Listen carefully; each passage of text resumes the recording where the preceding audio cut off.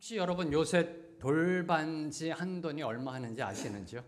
돌반지 한 돈이 얼마 하는지 아시는지요?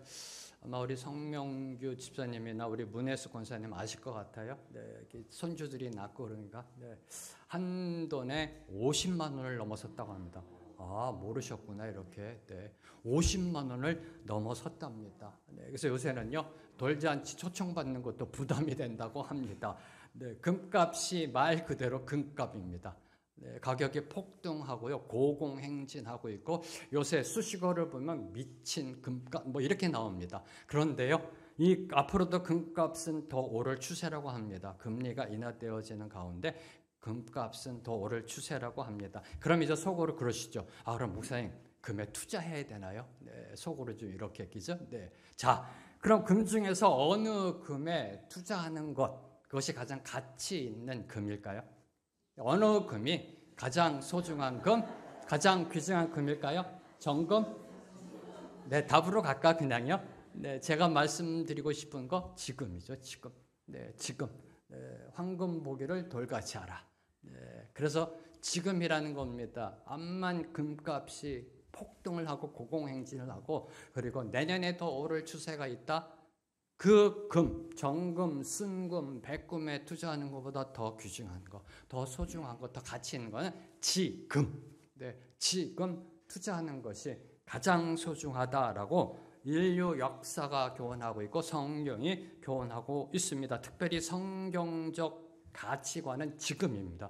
지금의 가치관입니다. 자, 하나님이 호렙산에서 모세에게 자신을 처음으로 계시하실 때, 다 계시하실 때, 그죠? 네, 불타는 떨기나무에서 자신을 계시하실 때 모세가 두려움으로 나아갑니다. 그리고 계시를 받습니다. 출애굽의 계시를 받습니다. 어마어마한 계시를 받습니다. 그때 질문합니다. 그러면 제가 하나님의 이름을 뭐라고 할까요? 네. 이스라엘 백성들에게 가서 누가 얘기했냐라고 하면 제가 하나님의 이름을 무엇이라고 그들에게 대답해 줄까요? 그래서 하나님은 이렇게 대답하셨습니다. 나는 스스로 있는 자다. 나는 스스로 있는 자다. 이게 여호와라는 히브리어입니다. 이걸 영어로 얘기하면 I am who I am. I am이라는 겁니다. 당신의 이름이 무엇인가요? 하나님이 대답하십니다. I am. 이게 여호와라는 뜻입니다. 히브리어로 I am. 이런 하나님은 늘 항상 지금 현재 존재하시는 분이라는 겁니다. 영원히 현재적으로 계시고 현재적으로 역사하시는 분이라는 그런 의미를 담고 있는 것이 여호와라는 하나님의 이름입니다. 그래서 그 현재적 하나님이 만드신 이 세상에서 제일 소중한 금이 뭐다? 지금이라는 겁니다. 지금 현재. 왜요? 그분이 지금 존재하시니까. 네. 성경적 가치관의 본질은 지금입니다. 지금. 네. 바로 그 지금, 그 현재의 중요성을 깨닫게 해주는 것이 바로 오늘 말씀입니다. 오늘 말씀을 보면요, 다윗은 이전에 그 의로웠던 모습, 신실했던 모습과는 극히 대조적인 모습을 보이고 있습니다. 하나님의 마음에 합한 자로서의 다윗의 모습을 전혀 찾아볼 수가 없습니다. 먼저 1절에서 5절을 보면, 오늘 말씀 1절에서 5절을 보면요, 그 유명한 다윗과 밧세바의 간음 사건이 기록되어져 있습니다. 많이 들어보셨죠? 네, 교회 처음 나오시는 분들도 아마 아는, 세상 사람들도 아는 인류 역사의 최고의 스캔들 사건입니다. 그 스캔들 중에서 1절은요, 다윗이 간음이라는 범죄에 빠지게 된 그 배경을 설명하고 있습니다. 1절 말씀 함께 읽습니다. 시작. 그 해가 돌아와 왕들이 출전할 때가 되매 다윗이 요압과 그에게 있는 그의 부하들과 온 이스라엘 군대를 보내니 그들이 암몬 자손을 멸하고 랍바를 에워쌌고 다윗은 예루살렘에 그대로 있더라. 왕들이 출전할 때가 되매, 왕들이 출전할 때, 성도 때 저는 이게 무슨 뜻인지 몰랐습니다. 네, 그런데 이게 무슨 뜻이냐면요, 이때는 봄을 말합니다. 봄. 네, 이스라엘에 있어서 겨울은 우기입니다.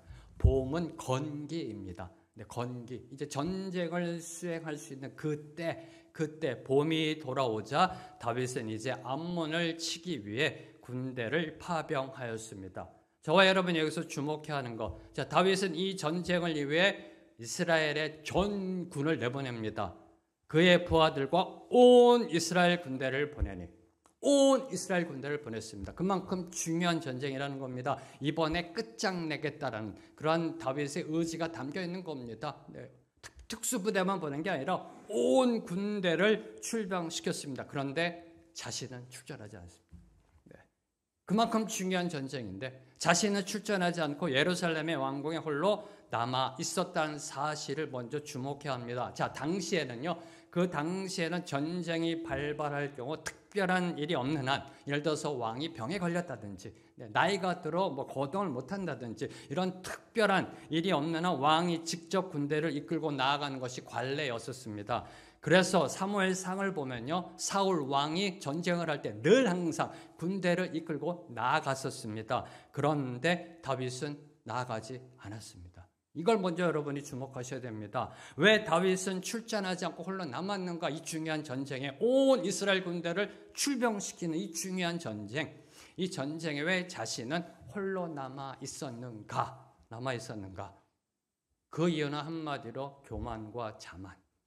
교만과 자만이라는 겁니다. 그동안 거듭된 정복 전쟁, 블레셋으로부터 시작해서 에돔, 모압, 정복 전쟁에서의 승리와 그리고 최근에 2번에 걸친 전쟁, 아람, 암몬 연합군과의 전쟁에서 대승을 거둠으로 자만심에 사로잡혔던 것입니다. 자, 이제는 내가 굳이 출전하지 않아도 요압이 다 알아서 할 것이다.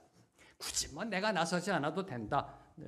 나는 빠져도 된다. 나는 좀 쉬어야겠다. 라는 이러한 생각이 들어있던 겁니다. 이를 잘 보여주는 것이요.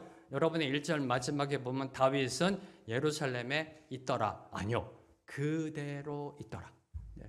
자, 다윗은 예루살렘에 있더라 하더라도 전혀 문맥에 상관없습니다. 근데 그대로라는 단어가 들어가 있습니다. 그대로가 이 암시하는 것이 바로 그겁니다. 그대로 나는 굳이 안 나가도 된다. 네. 이젠 좀 쉬어도 된다. 이 교만함, 이 자만심이 보여진 겁니다. 그대로는 다윗이 얼마나 나태와 태만에 빠져 있었는지를 암시하는 단어입니다. 다시 말해 그간 신실하고 겸손하기 그지없었던 다윗의 신앙에 뭐가 켜졌다? 적신호가 켜졌다. 네. 적신호가 켜졌음을 암시하고 있는 단어입니다. 자, 앞서 사무엘하 7장 여러분의 기억을 더듬어 보시기 바랍니다. 사무엘하 7장을 보면 다윗은 나라가 안정되고 자신에게 평안함이 주어졌을 때 결코 세상적인 안락함을 추구하지 않았습니다. 한숨 돌릴 수 있게 되자, 좀 여유가 있게 되자 그 기회를 이용하여 하나님의 전을 건축하고자 하였습니다. 네. 당시 다윗은요, 어떻게 하면 하나님께 영광 돌릴까가 그 삶의 최우선순위였던 겁니다. 평화가 임하게 되자 하나님의 전을 짓고자 했던 겁니다. 네, 세상적인 안락함을 추구하지 않았습니다. 이제쯤 나는 쉬어도 된다가 아니라 금요일날 윌 성경 공부에도 나눴습니다만은 저와 여러분의 참된 쉼은 그리스도 안에서 그리스도의 쉬운 멍에를 매는 겁니다. 아무런 멍에를 매지 않는 게 아니라 아무런 멍에를 매지 않으면 방종으로 나아갑니다.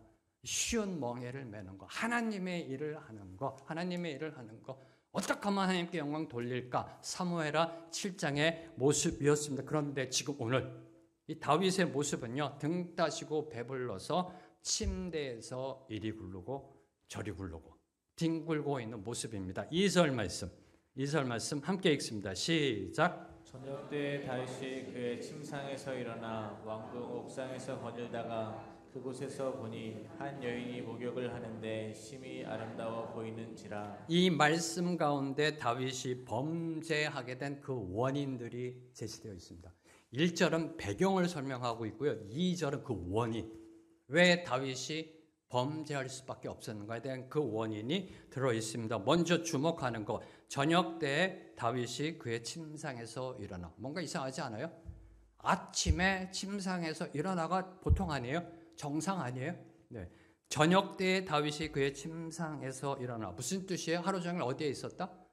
침대에 있었다는 겁니다. 침대에서 이리 굴르고 저리 굴르고 무료하게요. 네. 다윗은 모든 군대를, 온 군대를 전쟁터에 보내놓고 자신은 저녁 때까지 침상에서 드러나 있었던 겁니다. 쉬고 있었던 겁니다. 목사님, 그거 좀 쉴 수 있지. 그게 무슨 문제입니까? 아니죠. 군대를 다 내보내놨으면 뭘 해야 됩니까? 남아 있었다면 기도해야지. 기도해야죠. 네. 보내는 선교사로서 기도해야죠. 그죠? 네. 기도해야죠. 기도로 전쟁을 중보해도 모자랄 판에 침상에서 나뒹굴고 있었던 것입니다. 바로 이러한 영적 나태함, 교만의 나태만함으로 인해 마음속의 정욕을요 억제하지 못하고 그만 어이없이 한순간에 무너지고 말았던 것입니다. 뭘 의미할까요? 싸움은 전쟁터에서만 벌어지는 것이 아니다라는 겁니다. 네. 싸움은 전쟁터에서만 벌어지는 것이 아니다. 우리의 삶이 영적 전쟁터이다. 싸움터에 나가지 않은 다윗은요, 자기 자신과의 싸움에서 패배해 죄의 늪에 빠지고 말았던 것입니다. 자, 다음으로 주목하는 것, 한 여인이 목욕을 하는데 심히 아름다워 보이는지라. 심히 아름다워 보이는지라. 자, 이는 당시 밧세바의 외모가 모든 남성의 시선을 끌기에 충분히 아름답고 매력적이었음을 시사하고 있는 겁니다. 자, 당시 다윗이 누구였나요? 왕이었어요. 네, 왕이었었습니다. 수많은 여인을 거느리고 있던 왕입니다. 그의 아들 솔로몬도요, 그 와이프하고 첩이 1000명이나 넘었습니다. 네, 수많은 아름다운 여인들을 옆에 두고 있었던 다윗입니다. 네, 뭐가 아쉬웠겠어요? 근데 그 다윗 왕의 눈에 심히 아름다워 보이는지라. 그럼 그 외모가 얼마나 특출났는지. 네, 아마 미스 월드 이런 수준의 외모가 아니었을까. 그죠? 바로 이 아름다움에 다윗이 넘어간 것입니다. 이 아름다움에 다윗이 넘어간 것입니다. 그런데 여러분이 놓치지 말아야 될 것. 여기서 문제는 밧세바의 아름다운 외모가 아닙니다. 사랑하는 우리 생명의 길교회 자매님 여러분 모두 아름다움이 무슨 죄입니까? 그죠? 네. 별로 그렇게 반응과 호응이 없으시면요, 여러분의 그 아름다움 얼마나 아름다우세요? 그 아름다움이 무슨 죄가 되냐고요? 문제가 뭐예요? 그 여인을 바라보는 다윗의 눈이 문제였던 겁니다. 눈. 그래서 뭐라고 되어 있습니까? 심히 아름답다가 아니라 심히 아름다워 보이는지라. 이게 문제였다는 겁니다. 네. 아름다운 아름다운 겁니다. 팩트입니다. 근데 그거를 보는 눈, 아름다워 보이는지라, 바로 이게 문제였던 겁니다. 심리학적으로요, 남자는 자고로 여성을 볼 때 시각적이라고 합니다. 시각적. 그래서 아름다운 여자를 보면 눈이 저절로 돌아간다라고 합니다. 우리 사랑하는 자매님들, 남편이 눈이 좀 돌아가더라도 이해해 주세요. 그렇게 하나님 만드셨어요. 근데 2번 돌아보면 안 됩니다. 그때는 따끔하게요, 충격을 가하세요. 근데 남자는 원래 심리학적으로요, 눈이 돌아간답니다. 이렇게. 그렇게 만드셨어요. 시각적으로 약하게요. 네. 그리고 보통 남자의 뇌는요, 하루 동안 최소 20번 이상 섹스를 생각할 만큼 성적 욕구가 강하다고 합니다. 네. 어떤 학자는요, 1분마다 한 번씩 섹스를 생각한대요. 글쎄요, 저는 좀 글쎄요, 사람마다 좀 다른 것 같아요. 사람마다 다른 것 같은데, 중요한 거, 정확한 거는 어쨌든 남자는 시각에 약합니다. 시각에 약합니다. 네. 어떻게 하냐고, 제 경험이 그래요. 제 경험이요. 시각에 약합니다. 그래서 저는요, 목사로서 제일 두려운 거, 하나님을 믿는 성도 제일 두려운 게 여름입니다. 왜요? 노출 있는 옷을 입잖아요. 우리 자매님들이. 네. 그때마다요, 더 조심합니다. 더 조심해요. 왜요? 내가 나를 아니까. 네. 내가 나를 아니까. 제가 저를 안 믿습니다. 네. 안 믿어요. 네. 보고서 좀만 더 시간이 지나면 뇌가 발동을 해요. 뇌가 발동을. 네. 그래서 자리를 피하든지 어떻게든 무슨 방법을 써야 됩니다. 발버둥 쳐야 됩니다. 네. 그래서 전 여름이 두렵습니다. 이게 남자예요. 네. 우리 사랑하는 우리 형제님들, 나는 아니야 하는 척으로 이렇게 앉아 계시는데, 네. 이게 남자예요. 하나님이 그렇게 만드셨어요. 시각적으로 약하다는 겁니다. 그래서 여인의 아름다움을 육신의 눈으로 바라보면 반드시 범죄하게 돼 있어요. 남자는 육신의 눈으로 바라보면 반드시 음욕을 품게 되어 있어요. 네. 제 경험이라니까요. 네. 반드시 음욕을 품게 되어 있고 반드시 범죄하게 되어 있습니다. 이것이 인간이 죄를 범하게 되는 본질적 속성을 보여주고 있는 것입니다. 무슨 말이냐고요? 무엇을 어떻게 보느냐가 죄를 짓느냐 짓지 않느냐의 갈림길이에요. 무엇을 어떻게 보느냐가 죄를 짓느냐 짓지 않느냐에 결정된다라는 사실입니다. 자, 인류 최초의 범죄 기억나시는지요? 네, 창세기 3장에 기록된 인류 최초의 범죄, 그 범죄도 안목의 정욕에서 비롯되었습니다. 자, 하와는 사단의 유혹을 받고 선악과 열매를 봅니다. 선악과 열매를 본 즉 먹음직도 하고 보암직도 하고 지혜롭게 할 만큼 탐스럽기도 하여 먹습니다. 범죄로 나아갔던 것입니다. 자, 이 대목에서 고민해 보아야 할 것. 근데 저는 이 대목에서 한번요 쭉 묵상하다 이런 질문을 던졌어요. 다윗이 밧세바의 목욕하는 모습을 본 것, 그것은 우연한 일이라는 겁니다. 우연히 일어난 일이라는 겁니다. 의도적인 것이 아니라는 겁니다. 야, 요때 요 시간에 밧세바가 목욕하니까 이때 올라가서 봐야 되겠다는 계획적이고 의도적이 아니었다는 겁니다. 우연하게 일어난 일이라는 겁니다. 다시 말해 다윗이 밧세바의 목욕하는 모습을 본 것은 불가항력적인 일로 얼마든지 누구에게나 일어날 수 있는 일이라는 사실입니다.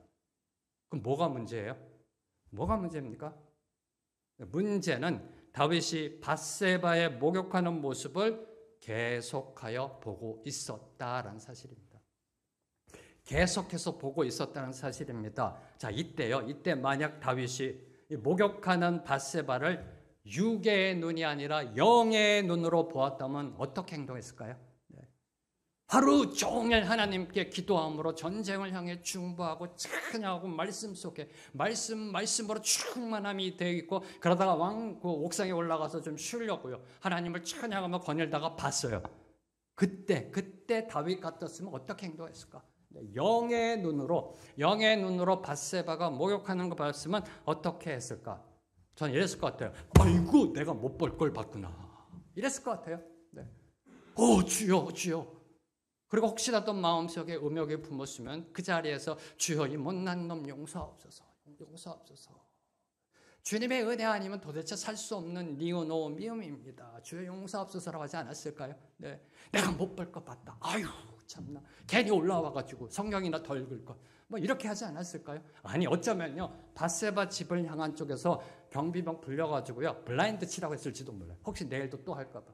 담을 쌓으러 갈 수도 있을 거예요. 아니면 전가를 보내서요 그 집에 밧세바 집에 전가를 보내서 목욕하는 거 보이니까 본인뿐만 아니라 누구라도 볼 수 있으니까 조심해서 목욕하라고 아마 전가를 보낼 수도 있었을 것입니다. 그런데 다윗은 밧세바를 향한 시선을 돌리지 않았다라는 겁니다. 어이구 내가 못 볼 걸 보았다가 아니라 볼 걸 보았네 하면서 보고 또 보고 계속 봤다는 이게 문제입니다. 네. 이게 남자의 한계입니다. 시각적으로 이게 뇌가 작동이 되잖아요. 그러면 보고 또 봅니다. 네. 나쁘다는 거 알면서도요. 보고 또 보는 그것이 바로 문제였다라는 겁니다. 다윗은 상당 시간 동안 밧세바의 나체를 훔쳐보며 즐기고 있었던 것입니다. 다시 말해 안목의 정욕에서 눈을 돌리지 못함으로써 끝내는 천인공노할 죄악의 나락으로 추락하고 말았던 것입니다. 자, 오늘 말씀 4절 말씀 함께 읽습니다. 시작. 다윗이 전령을 보내어 그 여자를 자기에게로 데려오게 하고 그 여자가 그 부정함을 깨끗하게 하였으므로 더불어 동침하매 그 여자가 자기 집으로 돌아가니라. 자, 다윗은 이제 전령을 보냅니다. 네, 계속 쳐다봅니다. 네, 목욕하는 모습을 쳐다봅니다. 음욕이 일어납니다. 음욕이 일어나면요 행동으로 나아가게 되어 있어요. 행동으로 나아가게 되어 있습니다. 네, 전령을 보내어 밧세바를 자기에게로 데려오게 하였습니다. 왜요? 얼마나 예쁜가 확인해 보려고요? 아니요. 왜 불렀어요? 동침하려고. 네, 동침하려고. 네. 이 구절 하나만 보더라도요. 당시 다윗의 권세가 얼마나 대단했는지 그 절대 권력을 능히 짐작하고도 남습니다. 한 백성의 아내를요. 아무 지체 없이 아무 꺼리낌 없이 아무런 제지 없이 왕궁으로 소환합니다. 그리고 범할 수 있는 권세를 가지고 있었던 것입니다. 절대 권력은요, 절대 부패하게 돼 있어요. 절대 권력은요, 타락하게 돼 있어요. 넘어지게 되어 있습니다. 그래서 묵상해야 봅니다. 어떤 묵상이냐고요? 자, 만약 이때 다윗이 아무 권력 없는 일개 목동이었다면, 베들레헴에서 양치던 목동이었다면, 아니 왕궁 옥상을 지키는 경비병이었다면, 그죠? 경비병이었다면, 다윗의 범죄는 근본적으로 그의 교만으로부터 시작했습니다. 그렇죠? 자만. 그리고 안목의 정욕. 안목의 정욕에서 비롯된 것이긴 하지만 다른 한편으로는 하나님이 주신 권위를 남용 내지는 오용한 데서 비롯된 것임을 부인할 수 없습니다. 그의 교만입니다. 그의 안목의 정욕입니다. 그런데 만약에 경비병이었다면, 그때 만약에 초대받은 한 일개 목동이었다면 그 다음 액션으로 들어갈 수가 없습니다. 권위, 하나님이 주신 권위, 왕이라는 권위, 이 권위를 남용하고 오용했기 때문에 그 다음 범죄로 나아가게 되었던 겁니다. 한마디로 힘이 있으니까 남의 아내까지 빼앗아올 수 있었던 것입니다. 이와 관련하여 경제학에 보면은요, 베블렌 효과라는 이론이 있습니다. 베블렌 효과. 아마 들어보신 분 경제학을 전공하지 않으셨으면 아마 못 들어본 생소한 단어일 겁니다. 그 베블렌 효과라는 이론이 있는데요. 자, 이는 뭐냐면 한마디로 남들보다 돋보이고 싶은 심리에서 명품만을 소비하는 욕구를 의미하는 겁니다. 남들에게 돋보이고 싶어서, 나는 당신과 다르다라는 걸 돋보이고 싶어서 명품만을 소비하는 이 욕구를 베블렌 효과라는 그런 이론입니다. 자, 예를 들어서 외제 자동차나 보석과 같은 값비싼 상품을 구입할 수 있는 능력을 과시하기 위해 소비하는 경우가 바로 이 베블렌 효과라고 경제학자들은 그 예로 들고 있습니다. 자, 이러한 과시욕 때문에 가격이 비쌀수록 매력적으로 느낀다라고 합니다. 이러한 과시욕 때문에 가격이 비쌀수록 매력적이다. 내가 이걸 사야 되겠다라고 느낀다고 합니다. 비싼 물건을 살 수 있는 자신이 남들에게 특별한 사람으로 보일 거라고 여기기 때문에, 나는 다른 사람과 달라라고 그렇게 보일 것을 여기기 때문이라는 겁니다. 자, 반대로 가격이 싼 물건은 누구나 쉽게 살 수 있다는 이유로 구매를 꺼린다고 합니다. 한마디로 이 베블렌 효과는요, 세상이 최고다 하는 것에서 내 욕망을 찾아간다는 이론입니다. 특히 나에게 없고 남에게 있는 그 최고를 보면 가지고 싶어 한다고 합니다. 무슨 수를 써서라도 가지려고 합니다. 취하려고 합니다. 왜요? 돈이 있으니까, 힘이 있으니까, 권력이 있으니까. 그래서 오늘 이 다윗의 모습이 바로 이 베블렌 효과의 폭력성이 드러난 케이스입니다. 이 베블렌 효과의 갑질의 폭력성이 드러난 케이스가 바로 이 다윗의 이 경우를 경제학에서는 예를 들고 있습니다. 자, 다윗은 자신에게 없는 밧세바라는 인간 명품을 힘을 사용하여 세상 방법대로 취하였던 겁니다. 자, 바로 이러한 모습을요, 미국 경제학자인 하비 라이벤스타인 경제학자는요, 이런 현상을 베블렌 효과의 폭력성이 드러나서 취하는 이 형태를요, 한마디로 이렇게 칭하였습니다. 속물 효과. 속물 효과. 베블렌 효과가 있죠. 그죠? 누구에게나 있습니다. 나를 돋보이고자 하는. 돈 있으면은 명품 삽니다. 그게 우리에 있는 기본적인 그 욕구예요. 욕구입니다. 여기에 폭력성이 들어가고 어떠한 갑질이 들어가서 이루어지는 것을 속물 효과라고 합니다. 속물 효과. 자, 속물은 자신의 모습을 보지 못합니다.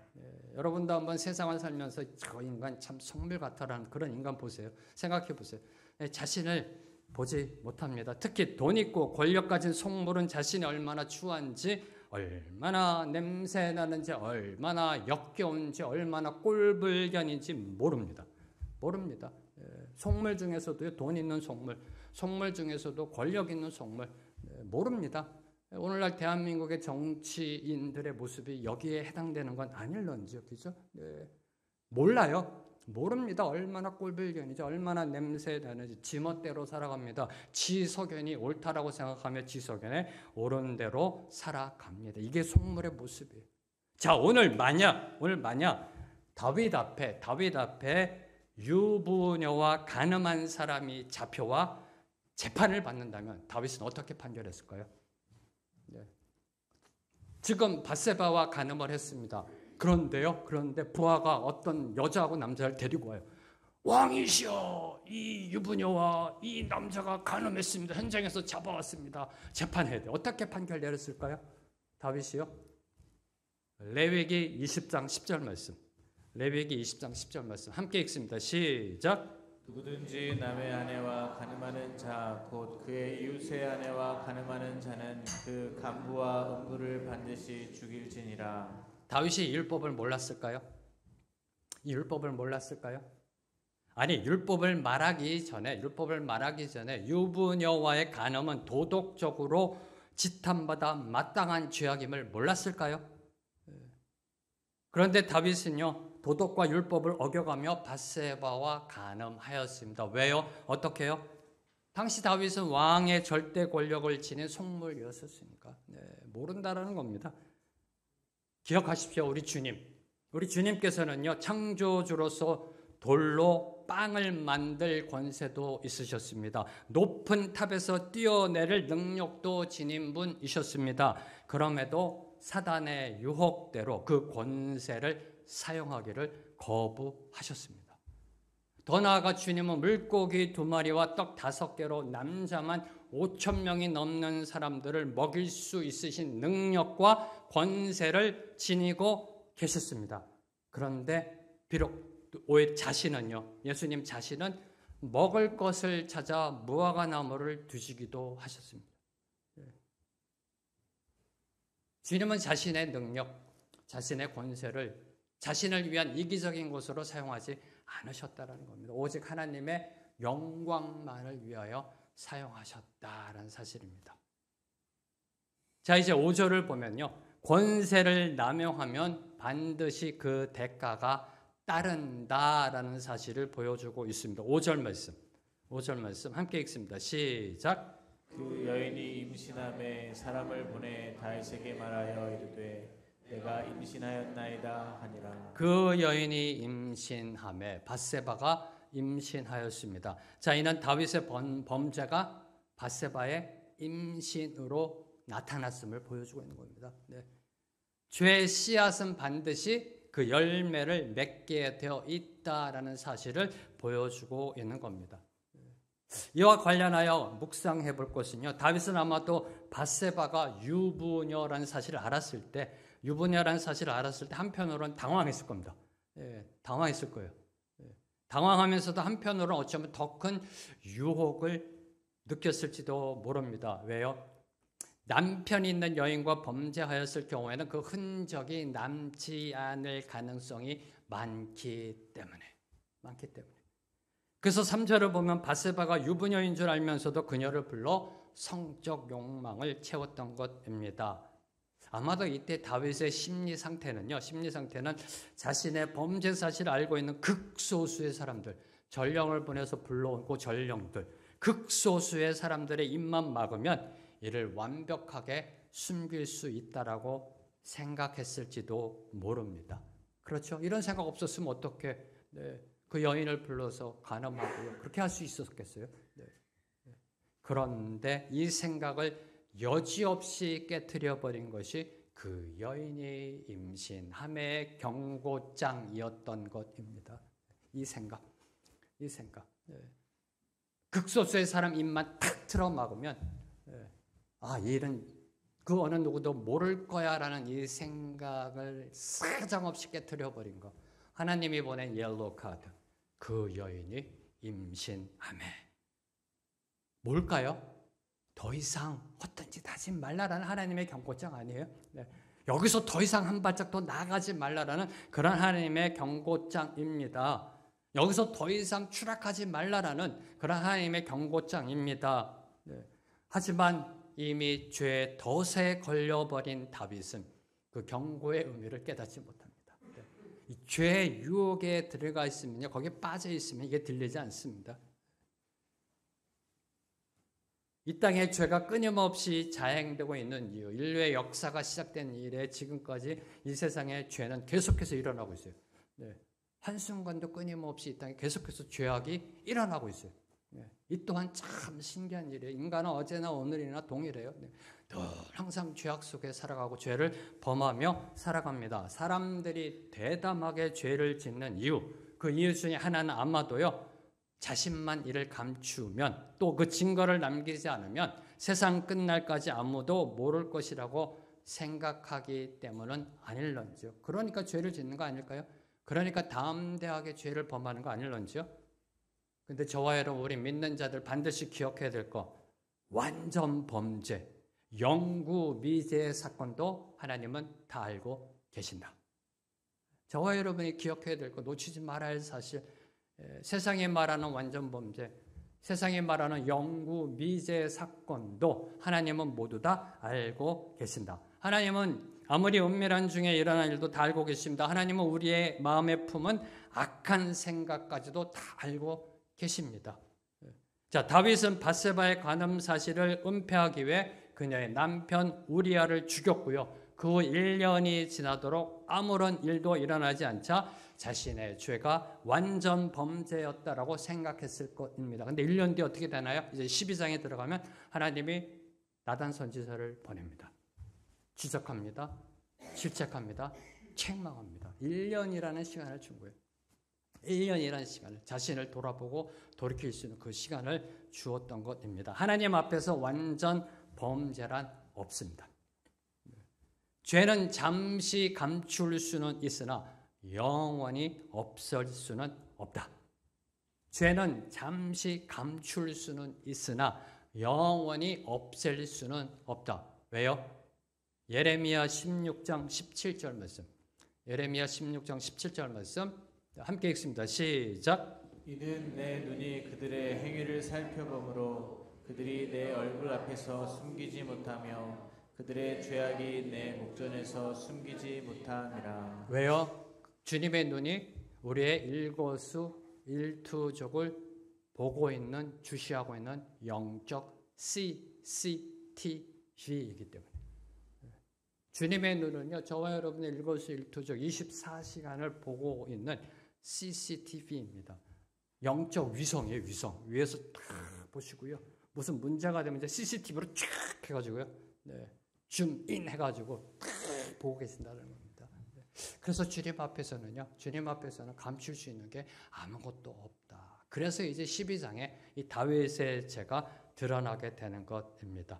자, 이제 6절에서 13절을 보면 다윗이 밧세바와의 간음을 은폐하기 위해 계책을 세워 나간 그 과정들이 기록되어 있습니다. 그 과정을 요약하면요. 자, 다윗은 밧세바의 잉태라는 하나님의 경고장 앞에 무릎을 꿇고 회개하기는커녕 그 경고장을 무시하고 완전 범죄를 꿈꾸며 그답지 않게, 다윗답지 않게 간교한 술책으로 은폐하려 하였습니다.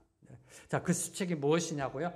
그 술책은 다름 아닌 전쟁터에 나가 있는 밧세바의 남편 우리아를 소환하여 밧세바와 동침하게 하는 것이었습니다. 왜요? 밧세바가 잉태한 아이가 우리아의 아이인 것처럼 꾸며 자신의 범죄 사실을 은폐하려고요. 만일 이 비열한 의도대로 되었다면 다윗의 범죄는 세상에 드러나지 않았을 것입니다. 그리고 나중에 하나님이 다윗을 향해 어떤 대가를 치르셨어도 그 대가가 이걸로 인해 일어난 것이라고 세상은 몰랐을 겁니다. 완전 범죄로 들어갈 수 있었을지도 모릅니다. 그러나 다윗의 계략은 성사되지 못했습니다. 왜요? 우리아가 집으로 가라는 다윗의 지시를 따르지 않았기 때문에, 집으로 가지 않고 왕궁 시대의 숙소에서 잤기 때문에 술을 취하도록 마시게 하여도 집으로 가지 않았습니다. 이게 6절부터 13절의 문맥의 말씀입니다. 이 문맥 속에 네 가지를 묵상하고 오늘 말씀을 맺도록 하겠습니다. 첫 번째, 자, 다윗은 하나님의 율법을 어겨 타인의 아내를 범하고 이를 은폐하고자 비열한 방법까지 동원하였습니다. 특히 전쟁 중에 나가 지금 싸우고 있는 군인을 불러다가 술을 먹이고 자신이 파놓은 함정에 걸려들기만을 기다리고 있었습니다. 참으로 한심한 모습입니다. 자, 이런 다윗의 행동은요, 이스라엘의 왕으로서 도저히 해서는 그런 안 되는 행동 아닌가요? 그렇죠?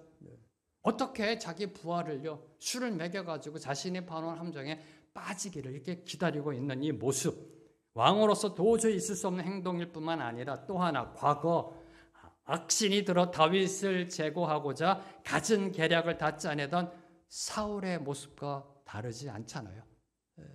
사울의 모습과, 사울이 계략을 짜서 다윗을 죽이려고 함정에 빠져들기를, 그 모습 그대로예요. 그 모습 그대로입니다. 무엇이 느껴지세요? 다윗도 별 수 없다. 다윗도 별 수 없다. 우리와 별반 다르지 않다. 아니, 우리보다 못하다. 우리보다 못하잖아요. 이 모습 보면. 우리보다 못하잖아요. 맞습니다. 맞는 말입니다. 이 세상에서 죄를 짓지 않는 완전한 인간은 없다. 하나도 없다는 사실을 저와 여러분에게 교훈하고 있는 것입니다. 나도 예외가 아니다. 나도 다윗처럼 무너질 수 있다라는 사실을 보여주고 있는 것입니다. 오늘 다윗의 모습은요, 죄 앞에서 그저 무기력한 인간의 모습만을 확인하게 됩니다. 저와 여러분도 예외가 아니라니까요. 정욕의 유혹 앞에서 우리가 얼마나 연약한 존재인지를 깨닫게 해줍니다. 그리고 무엇보다도 저와 여러분이 구원받은 것은 전적으로 하나님의 은혜다. 이 사실을 절실히 깨닫게 합니다. 절실히 깨닫게 합니다. 보세요. 오늘 다윗의 모습, 사울의 모습과 뭐가 달라요? 이런 비열한 짓을 하고 있잖아요. 근데 이런 다윗이 하나님의 마음에 합한 사람이에요. 하나님의 은혜 아니면, 하나님의 은혜 아니면 구원받을 수 없다는 사실을 저와 여러분에게 오늘 교훈하고 있는 겁니다. 다시 선포합니다. 여러분의 신앙이 좋다고 생각하세요? 아, 믿음 충만하세요? 와, 성령 충만하다고 생각하세요? 나도 예외가 아니다. 나도 예외가 아니다. 목사 헤레비도 예외가 아니라는 사실입니다. 두 번째로, 지금 다윗은요, 타인의 아내와의 간음이라는 무서운 범죄를 저지르고도 회개하는 대신 오히려 이를 은폐하고자 계속 죄의 길을 걸어가고 있습니다. 자, 심지어 하나님께서요, 그 충성된 우리의 마음과 발길을 움직여 그 죄의 길을 막으셨습니다. 막으신 거잖아요. 막으셨는데도 길을 돌아 기어코 죄를 짓습니다. 막으니까 다른 죄의 길로 돌아가서 그 타락의 길로 나아갑니다. 상황을 통해 말씀하시는 하나님의 음성을 듣지 못합니다. 상황을 통해 말씀하시는 그 하나님의 음성을 듣지 못하고 오히려 자신의 범죄를 은폐하기 위하여 또 다른 범죄를 계획하고 있습니다. 뭘 교훈할까요? 저는 이 말씀을 보면서 이런 교훈을 다시 한번 확인했습니다. 죄에는 관성이 있다. 죄에는 관성이 있다. 한번 속도가 붙으면요, 탄력이 생겨서 멈추기가 쉽지 않습니다. 그 속도가 점점점 빨라집니다. 죄는 덮으려 하면 또 다른 죄를 낳게 될 뿐임을 교훈하고 있습니다. 그래서 혹시라도 범죄하게 되면, 죄를 짓게 되면 그 죄를 초기에 잘라내야 합니다. 그 어느 누구도요, 죄를 범하지 않을 수 없습니다. 완전한 의인 없다니까요. 저와 여러분도 죄를 범한다니까요. 그 누구도 예외가 아닙니다. 어떻게 해야 돼요? 초기에 그 죄를 잘라내야 한다. 사람의 죄는 마치 암세포와 같아서 초기에 제거하지 않으면 시간이 지날수록 퍼져나갑니다. 시간이 지날수록 그 안에서 자라나 퍼져 그 사람을 결국 죽음으로 몰고 간다라는 사실을 절실하게 보여주는 게 이 11장의 다윗의 모습입니다. 세 번째로, 다윗이 이렇게 범죄하여 넘어진 것, 그것은 하나님으로부터 넘치도록 축복을 받은 후였다라는 사실입니다. 자, 하나님의 은혜로 통일 이스라엘의 왕이 됩니다. 그리고 블레셋을 비롯한 주변 열강들을 정복하고 승승장구의 축복을 받은 후였다라는 사실입니다. 뭐가 부족해서 죄를 지은 게 아니라는 겁니다. 자, 인류 최초의 죄악. 아담과 하와가 사단의 유혹에 넘어간 때도 그들이 에덴 동산에서 하나님의 축복에 충만한 가운데 있을 때였었습니다. 에덴 동산의 그 축복을 마음껏 누릴 때였었습니다. 그때 넘어진 거라는 겁니다. 자, 예수님의 수제자 베드로가 예수님으로부터 사단이라는 질책을 받은 때, 그때가 언제였나요? 사단이라고 최고의 저주에 그 말씀을 들을 때가 언제였나요? 너희는 나를 누구로 아느냐? 베드로가 선포합니다. 주는 그리스도시요 살아계신 하나님의 아들이십니다. 하나님의 계시로 이 선포를 합니다. 예수님으로부터 넘치도록 칭찬을 받은 후였다라는 사실입니다. 후였다. 기억하십시오. 항상 뭐가 잘 될 때요. 항상 뭐가 잘 될 때 그 다음, 성공한 다음이 중요하다는 겁니다. 그 다음이 중요합니다. 은혜 받은 다음이 제일 위험합니다. 제 경험입니다. 은혜 받은 다음이 제일 위험합니다. 하나님의 축복이 넘쳐날수록 넘어질 확률도 비례한다. 왜요? 인간은 교만하기 때문에. 자, 네 번째로 묵상하는 것, 죄의 문제는 인간적인 방법으로 절대로 해결할 수 없다라는 사실을 교훈해주고 있습니다. 인간적인 방법으로 죄를 해결하려고 하면 도리어 돌이키기 어려운 상황으로 몰고 갈 수 있다는 겁니다. 어떻게 하면 죄의 문제 해결할 수 있을까요? 다 아시잖아요. 그 답은 회개. 회개. 그 모습이 이제 12장에 나옵니다. 회개밖에 없습니다. 죄의 진정한 해결 방법은 오직 회개밖에 없습니다.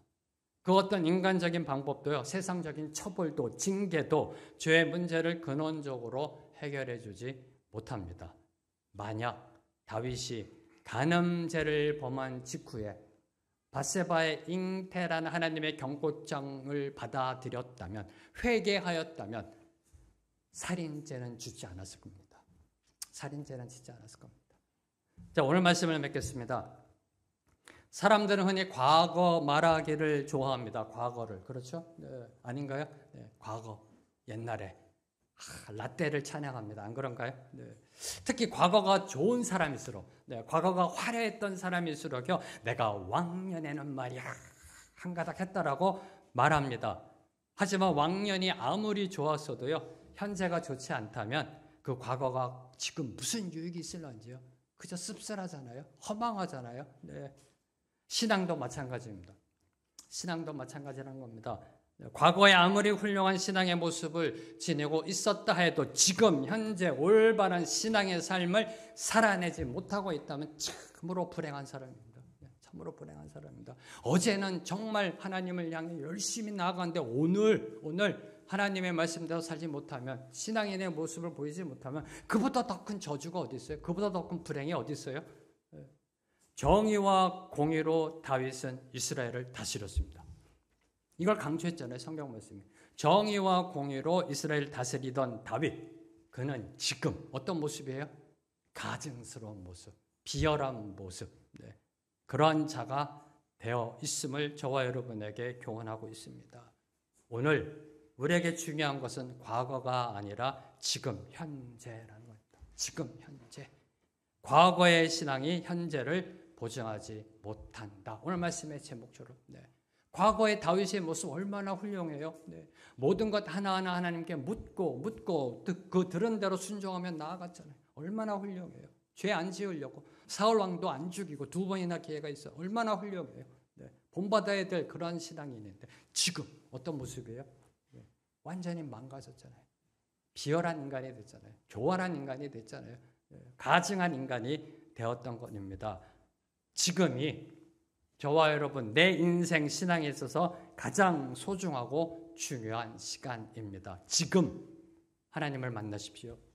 지금 하나님 안에 거하십시오. 지금 하나님과 동행하십시오. 그것이야말로 최고의 인생을 사는 것이고요. 그것이야말로 가장 행복한 삶을 살아가는 줄로 믿습니다. 기억하십시오. 신앙은 언제나 현재형이어야 한다. 함께 찬양음으로 나아갑니다. 믿음이 없이는 하나님을 기쁘시게 하지 못합니다. 주님, 제 마음이 너무 둔해서 주님을 볼 수 없습니다. 주님을 볼 수 없습니다. 오늘 말씀 속에 다윗과 같은 모습이죠. 땅에 속하여 이 땅만 보다가 주님 손을 놓쳤습니다. 주님 다윗의 모습입니다. 놓쳤습니다. 나는 나그네로 왔는데 왜 주저앉게 되었나?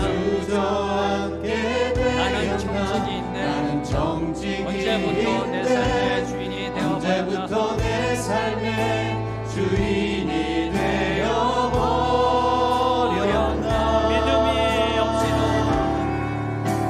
믿음이 없이는 기쁘시게 못하나니 오랜 수고도 다 헛될 뿐이라. 믿음이 없어서 무너진 삶의 모든 자리에 다시 주님을 기다립니다. 한 번 더 고백합니다. 주님, 제 마음이 너무 둔해서 주님 제 마음이 너무 둔해서 주님을 볼 수 없습니다. 주님을 볼 수 없습니다. 이 땅에 속하여 이 땅만 이 보다가 땅에 속하여 이 땅만 보다 주님 손을 놓쳤습니다. 주님 손을 놓쳤습니다. 나는 나그네로 왔는데 왜 주저앉게 되었나? 나는 나그네로 왔는데 왜 주저앉게 나는 되었나? 정직이 있네. 나는 정직이 언제부터 내 삶의 주인이 되어버렸나? 삶의 주인이 되어버렸나?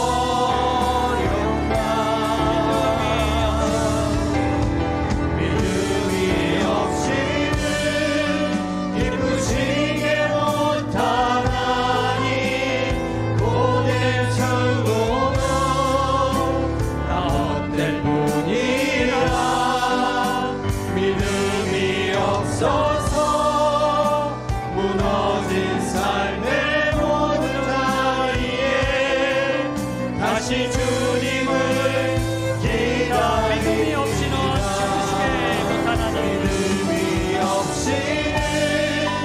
기쁘시게 못하나니 기쁘시게 못하나니